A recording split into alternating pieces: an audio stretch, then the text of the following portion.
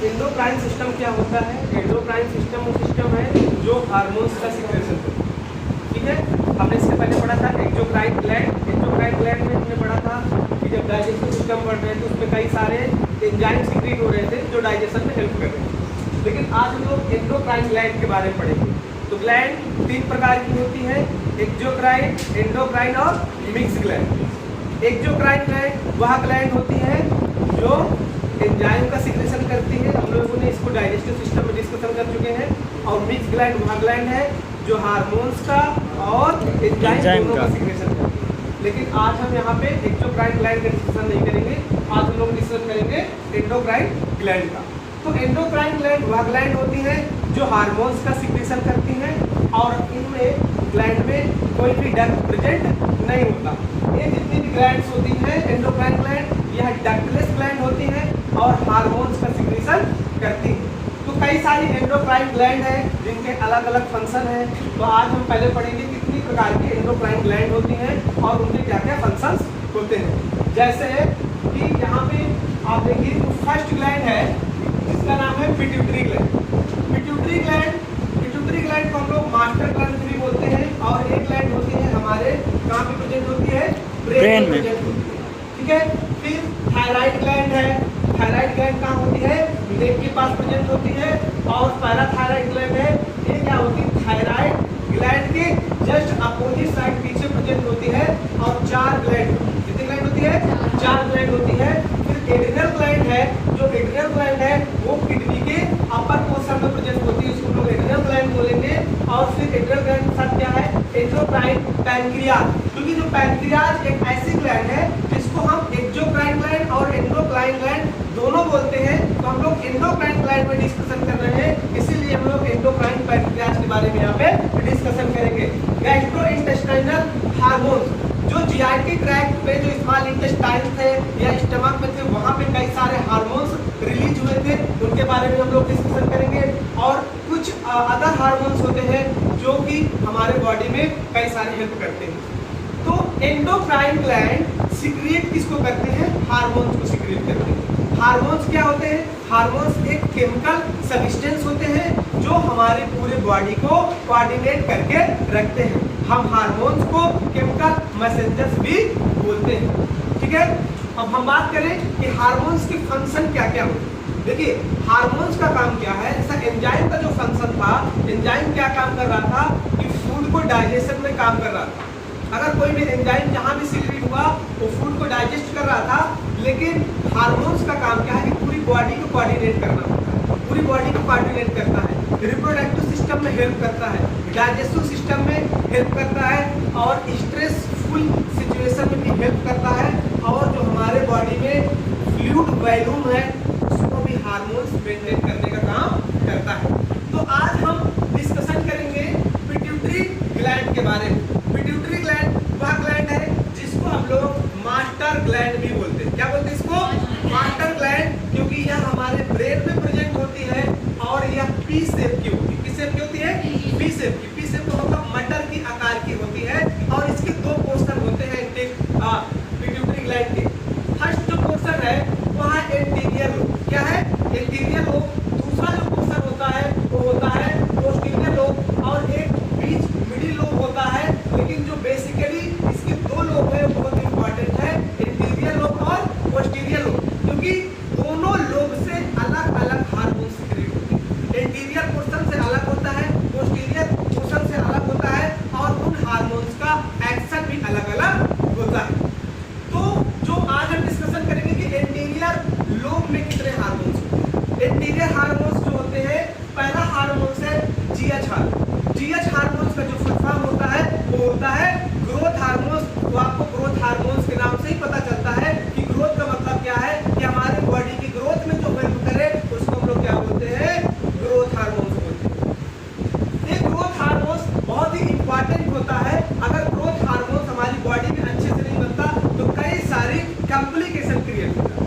Growth hormones इसलिए important है कि बॉडी का साइज बढ़ सके, बॉडी डेवलपमेंट हो सके, इसीलिए ग्रोथ हार्मोन्स रिलीज होता है। अब ग्रोथ हार्मोन्स को रिलीज कौन करता है? एंटीरियर लोब करता है। एंटीरियर लोब पे कौन सी ग्लैंड करता है? पिट्यूटरी ग्लैंड करता है। इस हार्मोन से तीन प्रकार की डिसीज कंडीशन हो जाती है। अगर जीएच हार्मोन्स में डिफिशिएंसी आए या हाइपर सिक्रीशन हो जाए तो कई प्रकार की कॉम्प्लिकेशन देखने को मिलता है। बच्चों में अलग मिलेगा, एडल्ट में देखने को अलग मिलेगा। अगर छोटा बच्चा चाइल्ड बच्चा है और ग्रोथ हार्मोन्स की कमी हो जाए, मतलब जीएच कम बने तो उसको डॉर्फिज्म हो जाएगा। क्या हो जाएगा? डॉर्फिज्म। डॉर्फिज्म क्या होता है? डॉर्फिज्म मींस होता है कि बच्चा बौना हो जाएगा। क्या हो जाएगा? बौना। बहुत सारे बौने लोगों को देखे हो आप, उनमें ग्रोथ हार्मोन्स की कमी होती है। अगर ग्रोथ हार्मोन्स नहीं होगा तो बौना बच्चा हो जाएगा।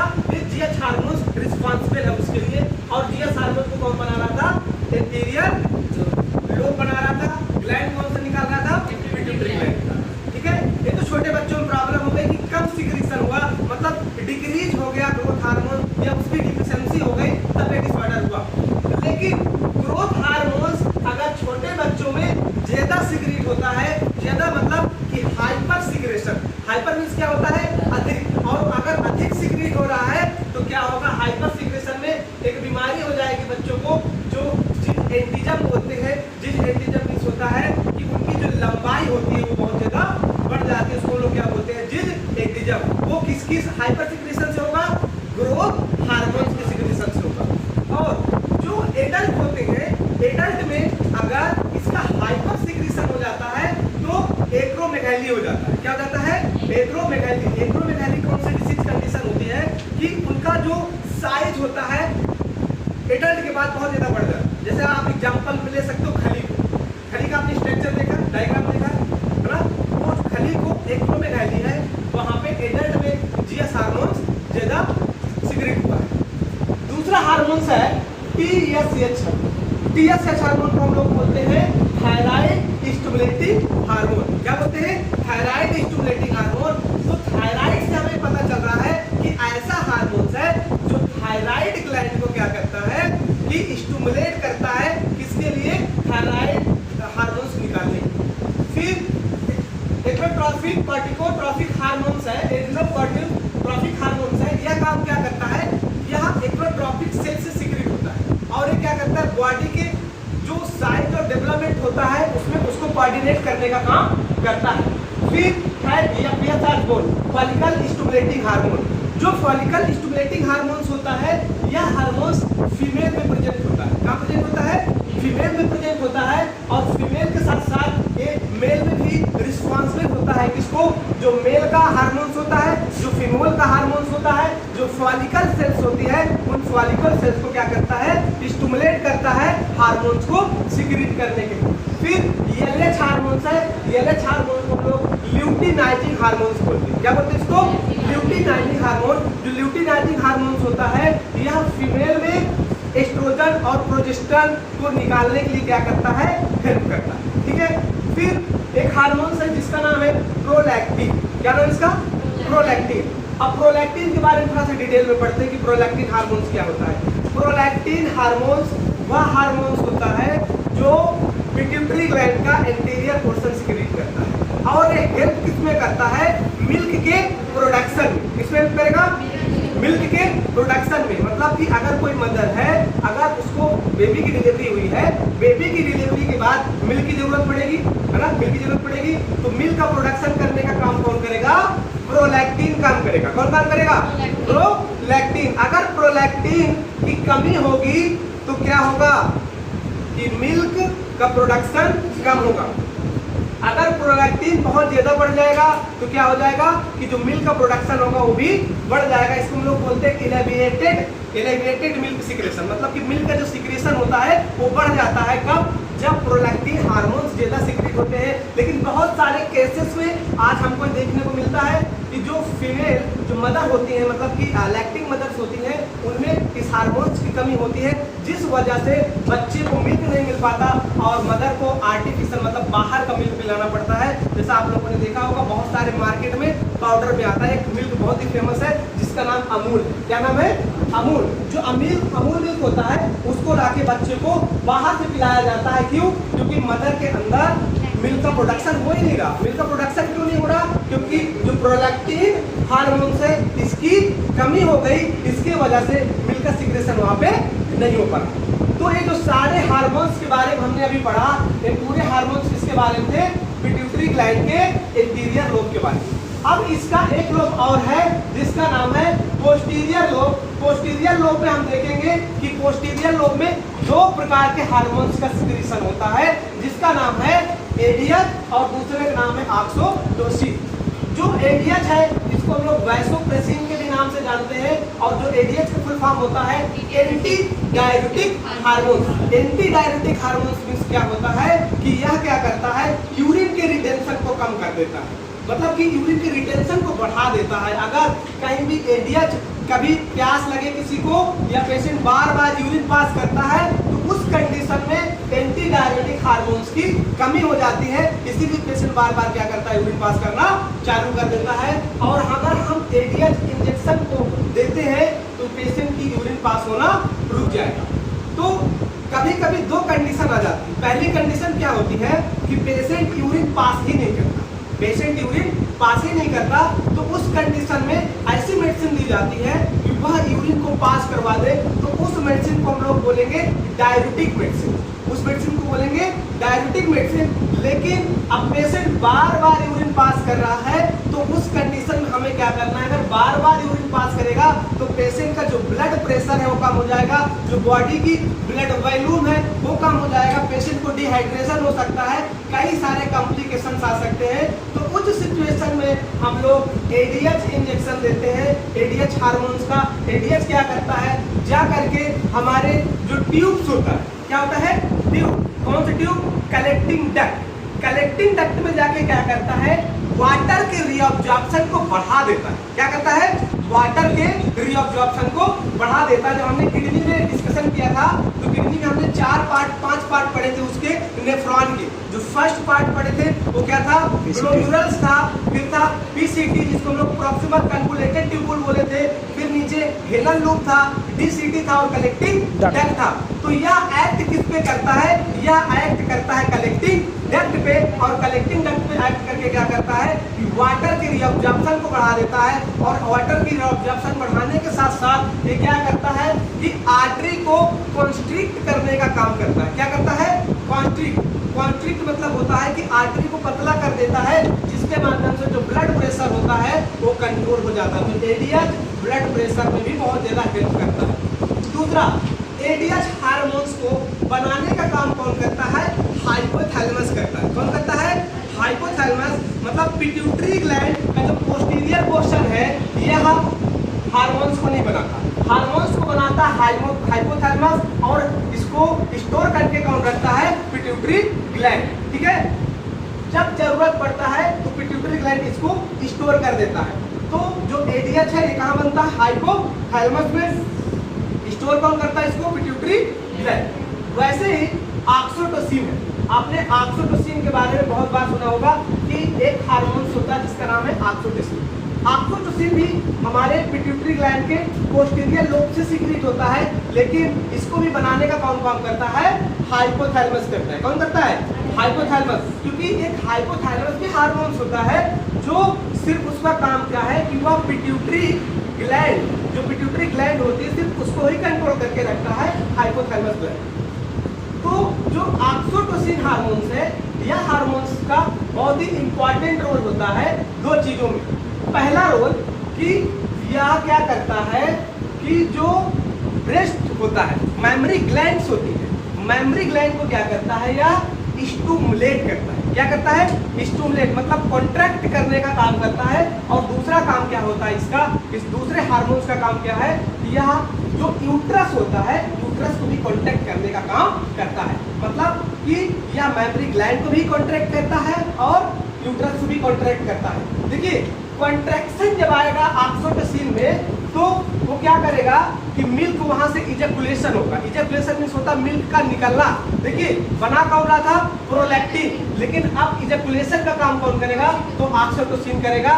जब बेबी सक करता है निप्पल को, अपने मदर के मिल्क को जब निप्पल को सक करता है तो वहां से मिल्क सिक्रीट होता है। उस मिल्क को सिक्रीट करने में जो एंजाइम हेल्प करता है हार्मोन्स, उसको हम लोग क्या बोलते हैं, ऑक्सीटोसिन। ठीक है, बेबी क्या करता है, ब्रेस्ट को सक करता है, सक करने के बाद जो मिल्क का निकलता है उस मिल्क को को निकालने में हेल्प कौन करता है? ऑक्सीटोसिन हेल्प करता है। अगर ऑक्सीटोसिन हार्मोन्स की कमी हो जाएगी तो मिल्क सीक्रेट नहीं होता। ह्यूमन के साथ साथ कुछ एनिमल कंडीशन में भी हम लोग ऑक्सीटोसिन इंजेक्शन देते हैं और मिल्क को आसानी से सीक्रेट करवा लेते हैं। तो ये पहला काम क्या था कि मेमोरी ग्लैंड में ब्रेस्ट में वर्क कर रहा था। वहाँ की जो सेल्स थी, एल्वेओलाई सेल्स होती है मेमोरी ग्लैंड में, जो ब्रेस्ट होता है, ब्रेस्ट में एल्वेओलाई सेल्स प्रेजेंट होती है, बहुत सारी सेल्स होती है जहाँ से मिल्क का प्रोडक्शन होता है। ठीक है, तो यहाँ पे इजैकुलेशन का काम इसने कर दिया। दूसरा इसका सबसे बड़ा काम है, दूसरा काम है जाके कहाँ पे करता है? दूसरा काम करता है यूट्रस के अंदर, क्योंकि जो बेबी का डेवलपमेंट होता है, जो फीटस डेवलपमेंट करता है, वो कहाँ पे करता है? यूट्रस के अंदर करता है। और यूट्रस कहाँ पे प्रेजेंट होता है? Pelvic bone. कहाँ प्रेजेंट होता है? पेल्विक कैविटी बोलते हैं उसको। ठीक है, पेल्विक कैविटी के अंदर फीटस प्रेजेंट होता है। वहाँ एक पार्ट है यूट्रस, उस यूट्रस के पार्ट में बेबी रहता है। अब जब ड्यूरिंग डिलीवरी, मतलब जब बच्चे का जन्म होने वाला होता है, बच्चा बर्थ करने वाला होता है, जिसको हम लेबर कंडीशन बोलते हैं, उस लेबर कंडीशन में क्या होता है कि ऑक्सीटोसिन हार्मोन जाके क्या करता है कि यूट्रस को कॉन्ट्रैक्ट करता है। और जब यूट्रस कॉन्ट्रैक्ट होगा तो बेबी जो वहाँ पे फीटस से धीरे धीरे क्या हो जाएगा? एक्सपेल होना चालू हो जाएगा। एक्सपेल मीन्स क्या होता है? बाहर निकलना चालू कर देगा। देखिए, ये मान लीजिए यूट्रस है, इसके अंदर बेबी है, और जब इसको हम कॉन्ट्रैक्ट करेंगे तो बेबी क्या आएगा? बाहर आएगा। लेकिन किसी कंडीशन में मदर को ऑक्सीटोसिन हार्मोन्स की कमी हो जाती है, जिससे ड्यूरिंग पेन मदर को पेन नहीं आता, यूट्रस कॉन्ट्रैक्ट नहीं होता, और जब यूट्रस कॉन्ट्रैक्ट नहीं होता तो डिलीवरी नॉर्मल नहीं होती। फिर उस समय क्या किया जाता है कि एक हार्मोन्स का इंजेक्शन दिया जाता है, जिसको हम लोग बोलते हैं ऑक्सीटोसिन। क्या बोलते हैं? ऑक्सीटोसिन। और जब हम बाहर से ऑक्सीटोसिन देंगे तो मदर के ब्लड में जाएगा, क्योंकि हार्मोन्स कहाँ काम करते हैं? ब्लड के अंदर काम करते हैं। ब्लड से जाएगा और क्या करेगा? यूट्रस को कॉन्ट्रैक्ट करेगा, और जब यूट्रस कॉन्ट्रैक्ट होगा तो नॉर्मल डिलीवरी हो जाएगी। तो ऑक्सीटोसिन बहुत ही इंपॉर्टेंट हार्मोन है। कई सारे कंपटीशन एग्जाम में भी इसको पूछा जाता है कि ऑक्सीटोसिन हार्मोन्स का काम क्या है। पहला काम इसका है कि यह क्या करता है? मिल्क को इजैकुलेट करता है, मतलब इजैकुलेट मीन्स होता है निकालना। दूसरा यूट्रस को कॉन्ट्रैक्ट करने में काम करता है। तो ये दो बड़े इंपॉर्टेंट है। अगर पूछा जाए कि मिल्क के प्रोडक्शन को बढ़ाता कौन है, मिल्क को प्रोडक्ट कौन करता है, तो आपको बताना है प्रोलैक्टिन। प्रोलैक्टिन से आप रिलेशन जोड़ दीजिएगा, प्रोलैक्टिन से प्रोडक्शन, मतलब अगर मिल्क का प्रोडक्शन कोई कर रहा है तो प्रोलैक्टिन हार्मोन्स कर रहा है, और अगर मिल्क कोई इजैकुलेट कर रहा है तो कौन कर रहा है? ऑक्सीटोसिन। तो काफी सारे आप जब ऑब्जेक्टिव क्वेश्चन अभी आप लोग सॉल्व करोगे तो उसमें बड़े कॉम्प्लिकेशन सवाल आपको देखने को मिलते हैं कि प्रोलैक्टिन क्या काम करेगा, ऑक्सीटोसिन क्या काम करेगा। तो दोनों जब सेम ऑब्जेक्टिव आपके सामने आंसर रहते हैं तो आप कंफ्यूजन हो जाते हैं। मान लीजिए कि आ गया कि प्रोलैक्टिन हार्मोन्स का वर्क क्या है, उसमें प्रोडक्शन भी, मिल्क का प्रोडक्शन आ गया, मिल्क का इजैकुलेशन आ गया, तो आपको सिर्फ प्रोडक्शन में ही क्या करना है? ऑप्शन को सही करना है, इजैकुलेशन को क्या करना है? हटा देना। तो या जो पिट्यूटरी ग्लैंड का था, कितने सारे काम थे पिट्यूटरी ग्लैंड के? बहुत सारे काम थे, क्योंकि या एंटीरियर पोर्शन से भी सीक्रेट हुआ, पोस्टीरियर पोर्शन से भी सीक्रेट हुआ। अब देखो, जो इंटरमीडिएट लोब में होता है, इसको हम लोग यमयस हार्मोन बोलते हैं।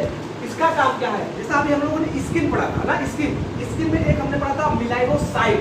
मेलानोसाइट स्टिमुलेटिंग हार्मोन्स होता है। ये क्या काम करता है कि मेलेनिन निकालने का काम करता है। क्या करता है? मेलेनिन एक हार्मोन्स है जो ये तय करता है कि हमारी स्किन किस प्रकार की है। अगर मेलानिन हार्मोन्स बहुत ही ज्यादा है तो स्किन काली होगी, और इसकी संख्या अगर कम है बॉडी के अंदर तो स्किन क्या होगी?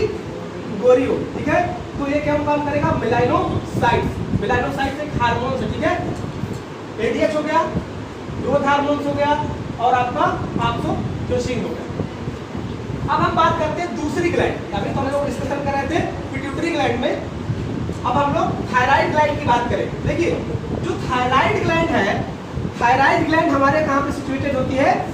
गर्दन के पास। कहाँ होती है? गर्दन के पास। और thyroid gland is the largest gland of the endocrine gland. अगर पूछा जाए कि एंडोक्राइन की सबसे लार्जेस्ट ग्लैंड कौन सी है, तो आपको क्या बताना है? Thyroid gland. क्या बताना है?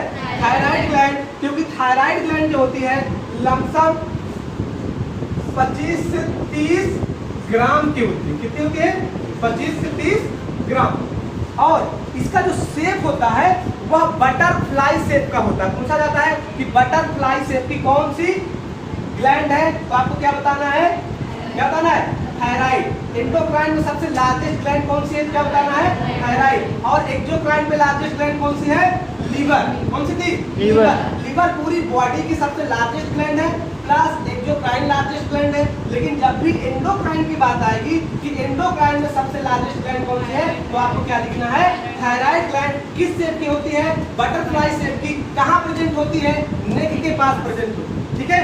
और इसके हम हार्मोन्स की बात करें तो जो थायराइड हार्मोन्स होते हैं, 3 प्रकार के हार्मोन्स निकलते हैं। पहला हार्मोन थायरॉक्सिन हार्मोन, इसको हम लोग ट्राई आइडोथायरोन के नाम से भी जानते हैं, जिसको लोग T4 बोलते हैं। और जो T3 होता है उसको हम लोग बोलते हैं टेट्रा ट्राई आइडोथायरिन। और जो तीसरा हार्मोन है इसका नाम क्या होता है, कैल्सीटोनिन, ठीक है। तो जो थायराइड में 2 हार्मोन्स होते हैं जिसको हम बोलते हैं T3 और T4 हार्मोन्स। अगर T3 T4 हार्मोन्स की कमी हो जाएगी तो उस कंडीशन में हम लोग बोलते हैं हाइपोथायराइडिज्म। क्या बोलते हैं, हाइपोथायराइडिज्म। और अगर इसका एक्सप्रेशन बढ़ जाता है तो यह हो जाता है हाइपरथायराइडिज्म। और एक चीज और, पूरे एंडोक्राइन ग्लैंड में थायराइड ग्लैंड एक ऐसी ग्लैंड है जो अपने हार्मोन्स खुद बनाती है और अपने हार्मोन्स बनाने के साथ साथ अपने हार्मोन्स को स्टोर करके भी रखने का काम कौन करती है, थायराइड ग्लैंड। मतलब यह हार्मोन्स को बनाती भी है और क्या करती है, स्टोर करने का भी काम करती है, ठीक है। फिर एक हार्मोन जो दिख रहा है, जो आपको दिख रहा है कैल्सीटोनिन। अब एक कैल्सीटोनिन क्या होता है, कैल्सीटोनिन का काम क्या है, कैल्सीटोनिन काम करता है कि हमारे जो बॉडी के अंदर कैल्शियम पाया जाता है, क्या पाया जाता है, कैल्शियम। तो कैल्शियम के लेवल को डिक्रीज करने का काम करता है। क्या करता है, कैल्शियम के लेवल को डिक्रीज करने का काम कौन करता है, कैल्सीटोनिन करता है, ठीक है। अब देखिए, अब एक ग्लैंड है, तीसरी ग्लैंड, जिसको लोग बोलते हैं पैराथायराइड ग्लैंड। क्या बोलते हैं, पैराथायराइड ग्लैंड।